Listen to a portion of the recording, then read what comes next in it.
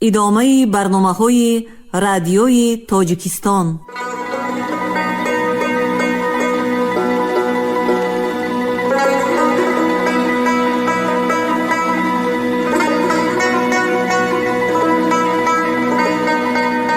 السلام علیکم شنونده های گرامی، با توجه شما گفتاری ادبی از سلسله خوانش بدیعی اثری نویسنده بزرگ تاجیک صدرالدین عینی، یادداشت‌ها در قرائت عبدالرشید خوجامقلوف.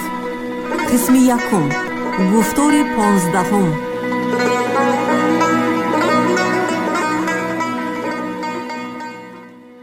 در همین وقت موشک چهارم ترکید و ما به تماشای فریاد و دویده برآمدن کوکناری ها مشغول بودیم که از قفای ما صدای جانکاه دیگری برآمده فشاس زنان دوام نمود و تمامی دور و پیش روشن شده رفت.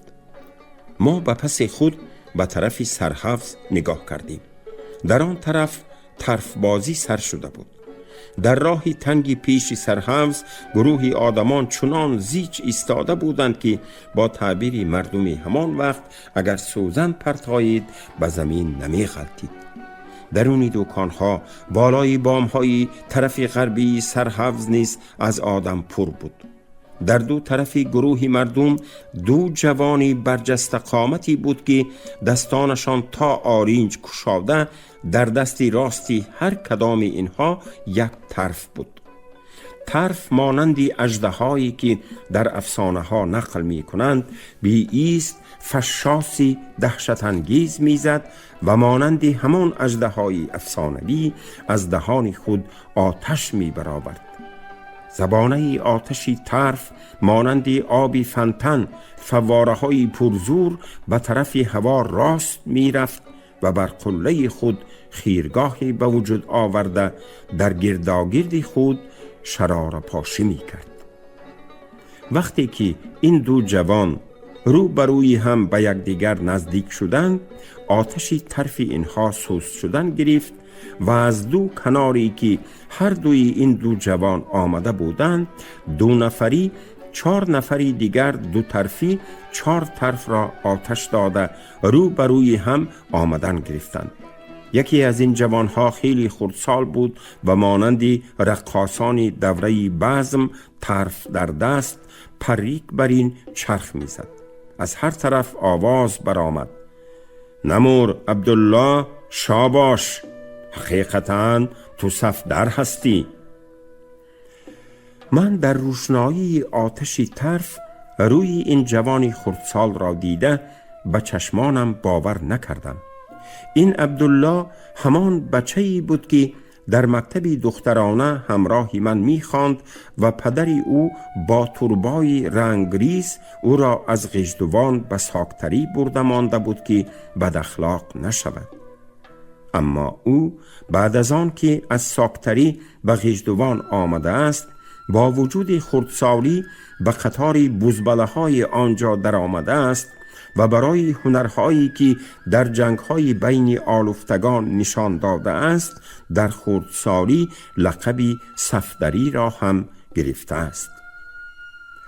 بعد از به پایان رسیدن آتش طرف این جوانان، از هر دو طرف 3 نفری 6 نفر 6 طرف را آتش داده به میدان در آمدند و از بین مردم گلریز گلریز گویان صداها برآمد. آتش این طرفها با رنگ‌های گوناگون سرخ و زرد و بنفش و سبز و نیلابی شده می برآمدند و خیرگاه اینها به گلبته‌ای بسیار کلان مانند بود که گل‌های گوناگون شکفته باشند. یک وقت از طرف پایین یکی از طرفها آتش برآمد و طرف باز با طرف خود به زمین افتاد. غلغله مردم بلند شد. پاش نزد. طرفی غژدوانی ها پاش نزد. وابکندی ها بردند. اینها را به حبس پرتایید. اوی پازریزان موریان، زودتر برآیید که آبروی غژدوانی ها رفت. از جایی که طرف پاش نزده بود، چند کس را از زمین برداشته برده به حوض پرتافتند که از لباس آنها دود و شراره آتش می برآمد. پازریزان، پازریزان! این صدا از طرف یک گروه مردم با شادیانه بلند شد. طرف مقابل آنها هم صدا داد: به مقابل پازریزان غژدوان، پازریزان واپکند هم تیارند. مردی هر تومن را میدان نشان می دهد، پیشکی شادی نکنید. از دو طرف 8 طرفی 16 طرف نمایان شد. اما فرصتی نگذشته یکی از طرفهای واپکندی ها پاشنه زده، برابری همین یک طرف دیگری آنها کفید که صدای وی طاقت گداز بود. برابری کفیدنی طرف نردبانی نانوایی که در وی کلچه های شیرماری 2 4 4 کیلوگرمی چیدگی بود از جایش پریده به حوض افتاد. من با حامد خواجه با شنیدنی آن صدا و دیدنی آن حال رو به زمین خوابیدیم. فریاد، ناله، گریه و زاری یاری طلبی آدمانی بسیار با فشاس 14 طرف که آتش پاشی می کردند آمیخته یک حالتی پردهشتی به وجود آورده بودند. ما هنوز از ترس سر از زمین نمی برداشتیم. یک وقت فشاس طرف ها پس شد و صدای یک چند آدمان بلند گردید: بس کنید، واپکندی ها شکست خوردند. هفته آینده ادب غژدوانی ها را می دهیم. حالا پیشکی شادی نکنید. بعد از آن که صداها تماما پس شده، در سرحوض آرامی اندوهگینانه‌ای به وجود آمد. ما از زمین سر برداشتیم. حامد خواجه: کوکناری ها چی شده باشند؟ گویان به طرف خانه چه دوید. من هم از دنبال او دویدم. دری خانه کشادگی، چراغ خیره می سوخت. کاسه کوکنار در روی خانه چپه شده مانده بود. رومالچه های کوکناری ها هم با حلقساهاشان جا به جا ایستاده بودند. اما از کوکناری ها اثری نبود. معلوم می شد که آنها با سر شدن طرف بازی به طرف گریخته رفتند. بعد از فرصتی ابراهیم خواجه آمد. به سر او سله‌اش نبود و جامه رویش در دست و تر بود. ما از وی احوال پرسیدیم. او گفت: وقتی که از طرف واپکندیان و غژدوانیان 2 طرفی 4 طرف به میدان در آمد، من به 2 طرف باز غژدوانی نزدیک رفته آنها را دعا کردم: خدا شمایان را از آفتی طرف نگاه دارد و الهی از این میدان مردان غالب برایتان گفتم. یکی از آنها گفت: اگر ما به شکست براییم، من به شما نظری درست می دهم.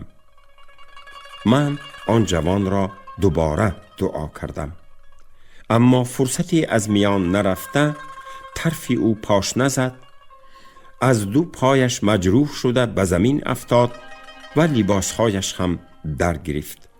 مردم او را و چند کسی دیگر را که در وقتی پاش نزدنی طرف لباسشان در گرفته بود برداشته برده به حوض انداختند. یک وقت دیدم که جامه من سوخته ایستاده است. من هم زود جامه را از تن کشیده برده به آب حوض انداختم. سله‌تان چی شد؟ گفته حامد خواجه از تقاعیش پرسید. حالا حکایت خود را تمام نکردم. گویان به نقل فلاکت طرف بازی دوام نمود.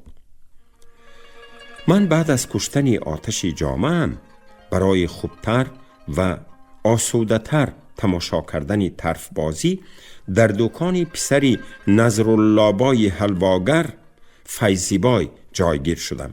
آنجا حقیقتاً هم آسوده بود. به سبب بیرون بودن از گروه مردم و دور بودن از آتش پاشی طرف به نظر هیچ گونه خوف نمی نمود. اما وقتی که طرف شومی وابکندیان کفید، اولین خوفی پرتهلوکه در آنجا روی داد. دکان نانوا با نردبانهایش به حبس پریده رفت. چندین کسانی که در آنجا جایگیر شده بودند مجروح شدند. دکان حلواگر سوخت. در آنجا هم چندین کسان مجروح شدند و من که از پاشنه زدنی طرف غژدوانیان ضرر دیده بودم، با پاشنه زدنی طرف وابکندیان خود را به کنار کشیدم. اما بعد از کفیدن طرف وابکندیان کسی به من گفت که اکم الله، سله‌تان سوخته ایستاده است.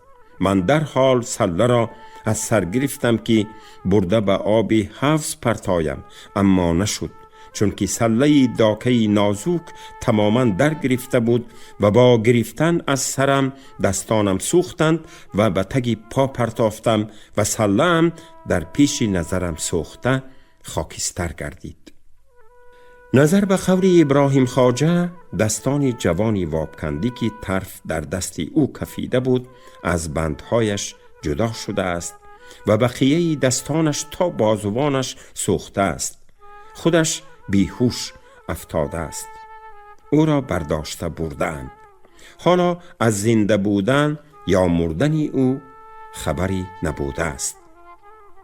من یک حکایتی طرف بازی غژدوان را که در وقت کلانساری من در بازار شب رمضان در رسته غژدوان برپا شده به هلاکت آدمان بسیاری سبب شده بود، در احمدی دیوبند نام اثر خود نقل کردم.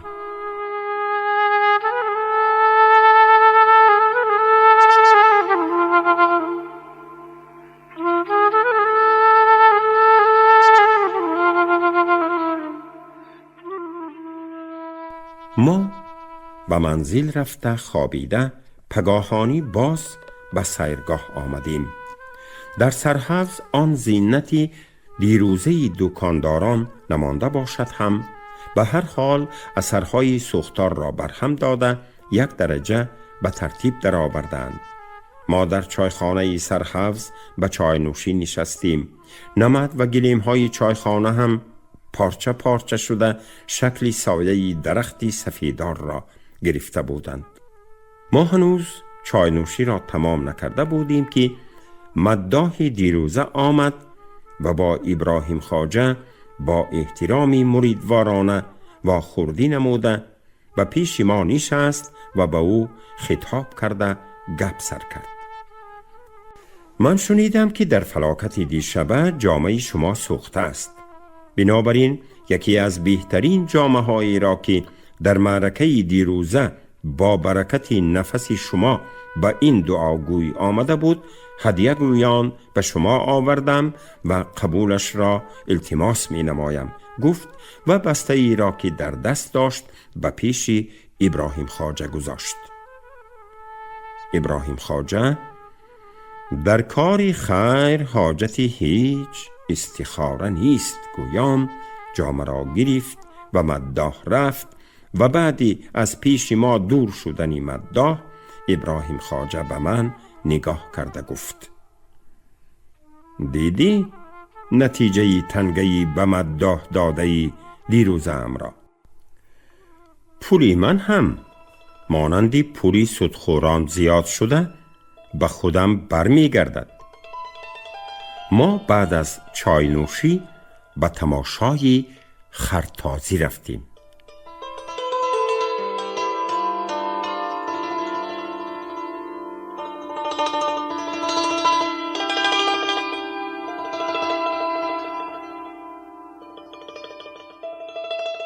در راه کلانی طرف شرقی سیرگاه که از دهنه بازاری گاو تا مدرسه چوبین وسیع و راست می رفت، خرتازی پایگه خرها برپا شده بود. در پایگه تخمیناً 50 خر اشتراک داشتند. این خرها همه سفید، کلان، جاروبدوم، شمشیریال و سیاه گوش بودند. در پایگه 2 خر یا زیاده از آن را یک باره سر می دادند. همراه هر خر یک اسب هم سر داده می شد. در اسب یک جوانی اسبتاز هنرمند سوار شده به خر یگان بچه 12-14 ساله را سوار می کردند. جای بدویش سردهی، دهنه بازاری گاو، سری بازاری اسب بوده. پیله جای آخریش پیش مدرسه چوبین بود و حکم ها هم در آنجا می ایستادند. اول 2-3 کره بچگان و خرهای خرکاران هوسکار را به پایگاه ماندند و بعد از آن نوبت خرکاران متخصص و خربازان نامدار رسید. وقتی که 2 نفر از اینها به بالای تیزدو بودن خری خود از 10 تنگه یا اینکه از 20 تنگه گرو می بستند، بالا گروی سر می شد. بالا گروچیان هر کدام تیزدو بودنی یکی از این خرها را دعوا کرده بین خود از 20 تنگه، 50 تنگه، حتی از 100 تنگه گرو می بستند. به همین طریقه به بالای تیزدوی خران آدمانی دیگر بیرونه ها در بین خودهاشان چندین 100 تنگه برد و بای می کردند. یا می بردند یا بای می دادند. در آخر کار استم خرخور نام یک خربازی پرلاف و باد به میدان در آمد. خری او خیلی کلان و فربه بود. همچنان مست بود که فرصتی از هنگ زدن خاموش نمی ماند. با وجود اینکه خود استم از تگ نقطه وی 2 دسته محکم داشته می ایستاد و هر زمان راست می شد و به خران دیگر حمله کردن می خواست. استم بعد از بسیار تعریف کردن خری خود حریفی طلب کرد که با 200 تنگه گرو بندد، لیکن هیچ کس به او طلبگار نبرآمد و همه می ترسیدند که خرشان از خری او پس می ماند و گرو را بای می دهند. در آخر رستمی اشکی نام یک جوانی نورس مقابل استم خرخور برآمد. این جوان تخمینا 16-17 ساله بوده. 3 دندانی پیش بالاییش از لبانش برآمده می ایستاد و خرش هم نسبت به خری استم خرخور خور، لاغر و گزگوشت بود. همه به حرکت این جوان می خندیدند و بیهوده 200 تنگه را از دست می دهد می گفتند. استم خرخور باشد در غضب آمده به من آر است که با همین بچه اشکی گرو بندم و بوزی بینی چاک خود را با خری مسلوخ او دوانم می گفت. تماشابینان گفتند اگر تو خرت را با خری او ندوانی، ما خری تو را مغلوب شده می شماریم. استم آتشین شده خب پول را براری، بعد من گرو می بندم گفت و علاوه کرد وقتی که من گرو را می برم از کجای این یتیمک پول می رویانم؟ بچه تنها 100 تنگه داشته است. ناچار او خرش را با شرط فروختن خواست. شرط همین که اگر گرو را برد 100 تنگه خریدار را 150 تنگه کرده می دهد و خر به حساب خودش می ماند و اگر بای دهد خر از آن خریدار می شود. عاقبت یک موسفید که در جوانیش خرباز بوده بنابر پیریش حالا این بازی را ترک کرده بوده است، راضی شد که بی خریدنی خر بر رستم 100 تنگه قرض دهد و او را تسلی داده نه ترس بچیم، خری تو از خری استم می گذرد و بعد از بردن به پوری من 5 تنگه همراه کرده دهی می شود. خرت به خودت نصیب کند گفت و از همیانش 100 تنگه شمرده بر رستم داد. استم خرخور با شنیدن سخن پیرکی که می گفت خری تو از خری استم می گذرد مانند هیزومی سلنگ در گرفت و غضب آلودانه به موی سفید گفت من همین خر را سال گذشته 200 تنگه خریده بودم. 1 سال باز از برای همین روز پروا و پرورش کرده می آیم. اگر خری من از همین خری مسلوخ ماند نامم را میگردانم و لقب خرخوری به من حرام شود و با همین کارد گکه کارد خود را نشان داده شکم خر را کفانده می پرتایم. موی سفید تبسم کنان به استم گفت: آتشین نشو دادر، مرد را میدان نشان می دهد، خر را جولان گفتند. حالا که خرت نتاخته است پیشکی لاف و باد نزن و بعد از آن که خرت گذشت هر چقدر لاف زنی میلت. پایگهی دو خر سر شد. خری استم هر لاف زنان پیش گذشت. رستم خری خود را به یگان بچه‌ای بیرونه نداده خود سوار شده بود. او جلوی خرش را کشیده از پسی خری حریف می رفت. استم سله خود را به آسمان هوا داده فریاد شادیانه می کشید. همین که هر دو خر نیمه میدان را طی کردند، رستم جلوی خری خود را سر داده آواز داد: خی جانور، مانده‌ات را گیر. خری رستم چارپا کنان به خری استم رسیده گرفت. هر دو خر از نظری تماشابینان غایب شدند. بعد از فرصت حکمها آمده گذشتن خری رستم را خبر دادند. رستم هم با خری خود آمد، اما در چهره او علامت غلبه نبود.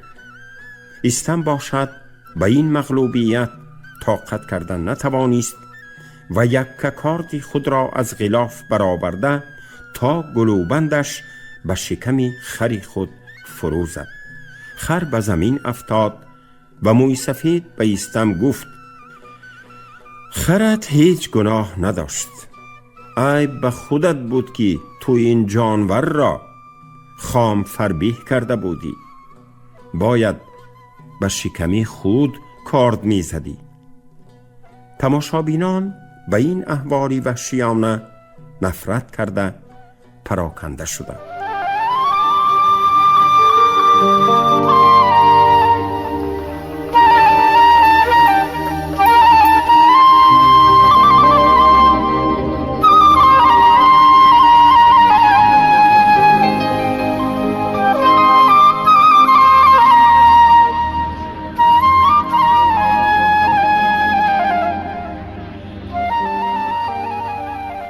ما از بازار اسب به میدان بازار گوسفند رفتیم که در آنجا تگل جنگ اندازی می شده است. در آنجا هم مانند خرتازی و تگل جنگ اندازی حریفان با یکدیگر گرو می بستند و تماشابینان بالا گرو می ماندند که در نتیجه مبلغی بسیاری برد و باز شد. در آخر یک تگلی را که تماشابینان دنبه وی را 1.5 پود تخمین می کردند به جنگ در آوردند. در وقت جنگ با ضربه های سخت که تگری فربه به مقابل خود می زد، دنبهش از حد زیاد جنبیش خورده کفید و صاحبش مجبور شد که آن جانور را سر بریده گوشت و روغنش را با نرخ عادی فروشد. با همین سیری یک شب و روزی درویش آباد تمام شد و من عهد کردم که دیگر به سیری درویش آباد نروم، چون که در آنجا یگان تماشای دلخوش کننده نبود.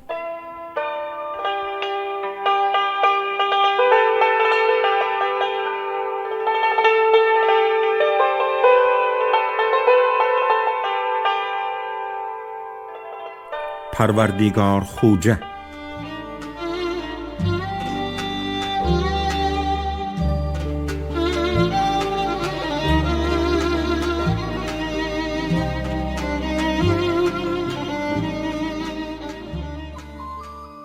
در دهه ساختری از میرکیان قاری محمود نام کسی بود.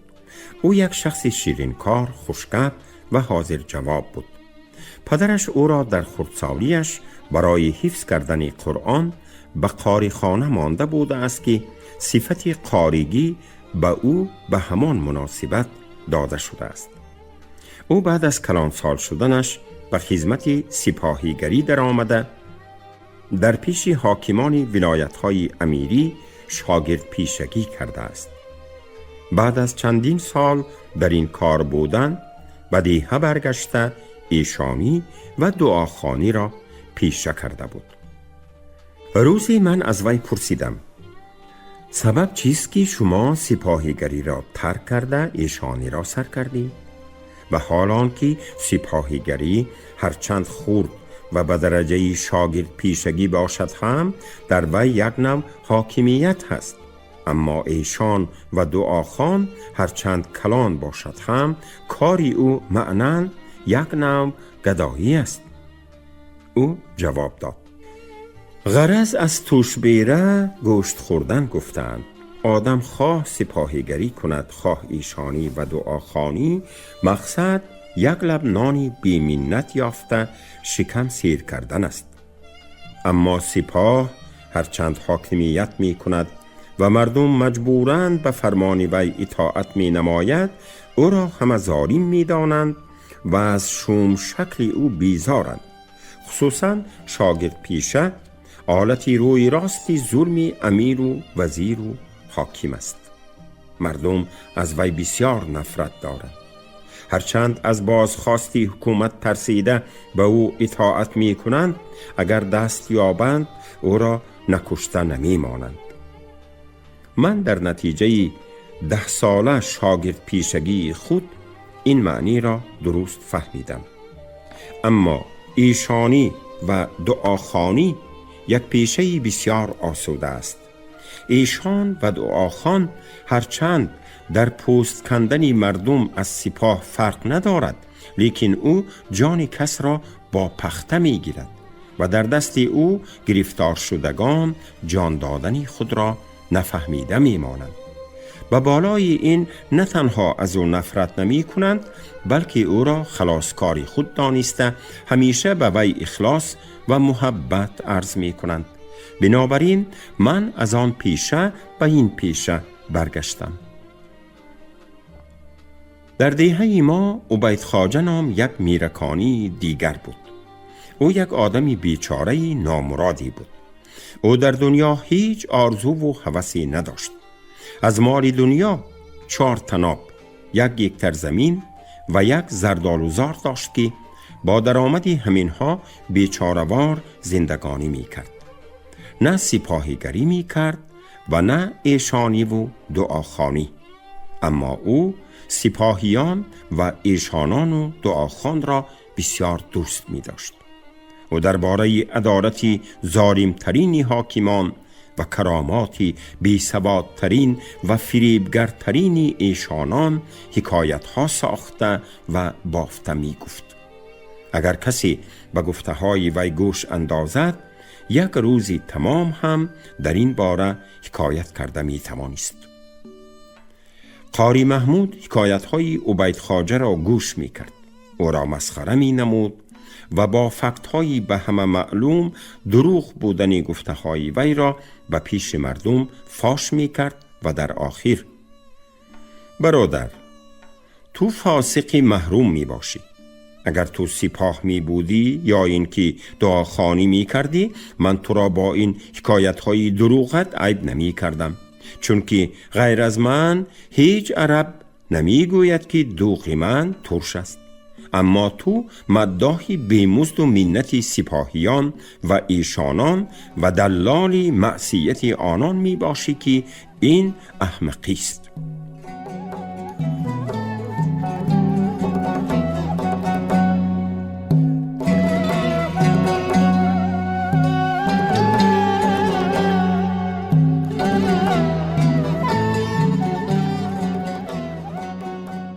شما گفتاری 15 را از روی اثر نویسنده بزرگ تاجیک صدرالدین عینی یادداشت ها شنیدید.